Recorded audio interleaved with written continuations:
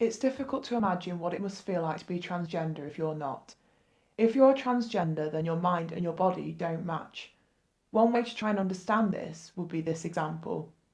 Let us, for instance, imagine that you are a genetically born woman who is attractive and feminine. Now imagine that you wake up one day and find that you are suddenly a man. You will be treated as a man by your fellows, and now try to act as a man to integrate with them. You're required to do this for the rest of your life. Stress will build up, and you're forced to be who you are not. Welcome to being transgender. With so many terms and 26 genders alone, it can be hard to understand what all these labels mean.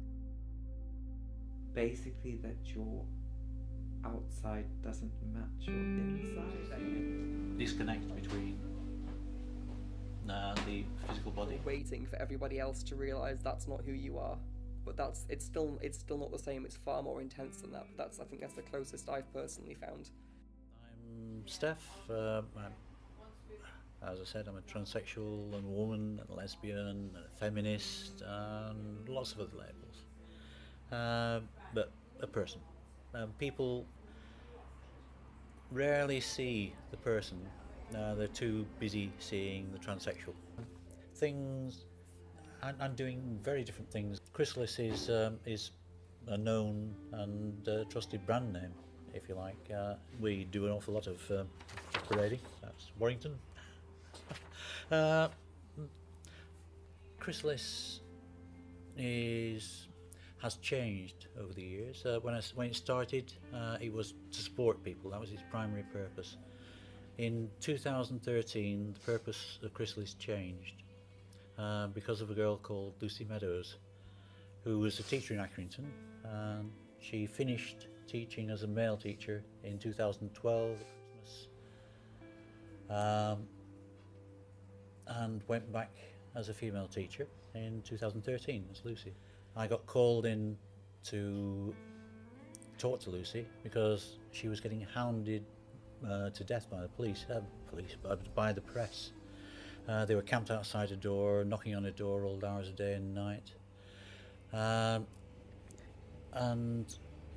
Towards the end of Christmas, someone called Little John in the Daily Mail wrote an absolutely vile hate piece about her as well. 12 weeks after I spoke to her and got to know her, she committed suicide. And we have a slightly higher suicide rate than the average. For adult transsexuals, the rate is 34%. A third of us commit suicide every year. And for adult children, for transsexual children rather, the rate is even higher, 48%. The misery, the ache, the depression, the gender dysphoria, that carried on and it got worse. And then transitioning, moving to live in my proper gender would alleviate a lot of the symptoms. In transitioning, I lost my wife, of course. I lost my 2 daughters. I lost all my friends. I lost all my family. None of them speak to me. I transitioned at work, and 3 weeks after I transitioned, I got sacked because I lost my job. I lost the house I was living in. Adrienne started her transition almost 3 years ago. She's been more fortunate with the acceptance of her family, but still struggles with people misgendering her. And I mean, there's been some occasions where people on my course or in the social groups that are sort of societies that I go to have sort of floundered for a pronoun and panicked and said it. I don't like being called a trans woman. I see that trans prefix as almost a barrier that delegitimizes me as a woman. All the time I feel as though she's judged and seen as a bit of a curiosity and a bit quirky and that sort of thing, and I just want her to be accepted and to be seen for the person she is, the lovely person she is. Yeah, really caring and interesting and funny and not just seen as a transgender person. Yeah. You start talking about your gender as though it's a medical condition. And that's really, really weird. And I suppose it starts to feel like it's... And then you don't know how much to tell them, and how much do they want to know, and how much is quite personal. I mean, once Ariadne told us that she was transgender, I only then started to find out about it, and there was that common thread of families not accepting their siblings or children, and them then having to go off and transition completely independently with no support, and what a struggle it was. Many of the trans society don't have a supporting family. Some may end up homeless and without a support system. So we were included in absolutely everything. I went with her and bought her first dress and her first bra and ladies' pants and that sort of thing, you know, all the way through. It was nice that I felt excited to do it with her, because I feel like it's something that she should be included in. Initially, I had grieved for the son because we loved him with all our hearts, and we had really sort of, because there'd been all the problems and that sort of thing, it had really been through a lot with him, and I grieved for that person. But then you realise that the essence of that person is still the same. That doesn't change at all. Anorexia and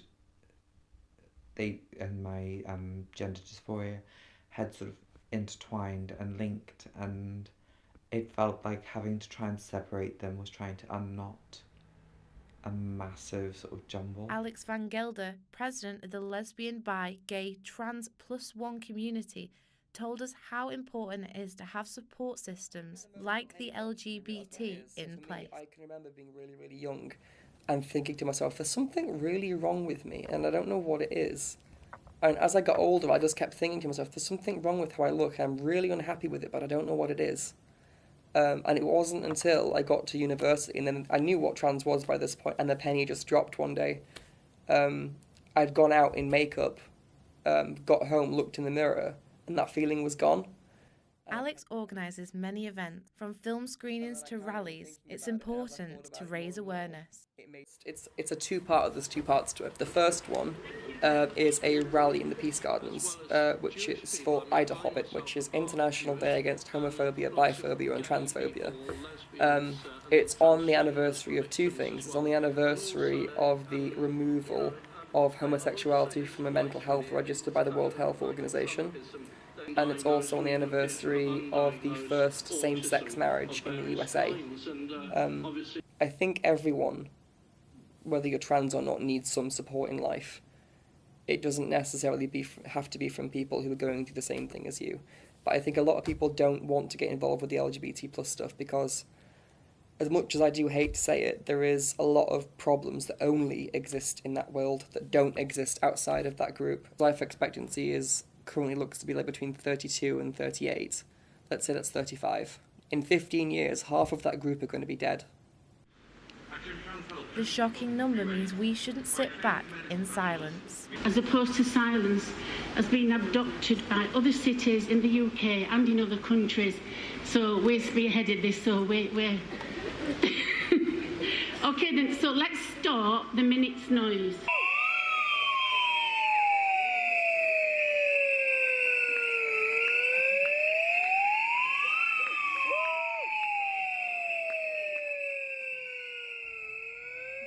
Sheffield started the Minute of Noise. It has now spread to over 600 countries and raised hundreds of pounds.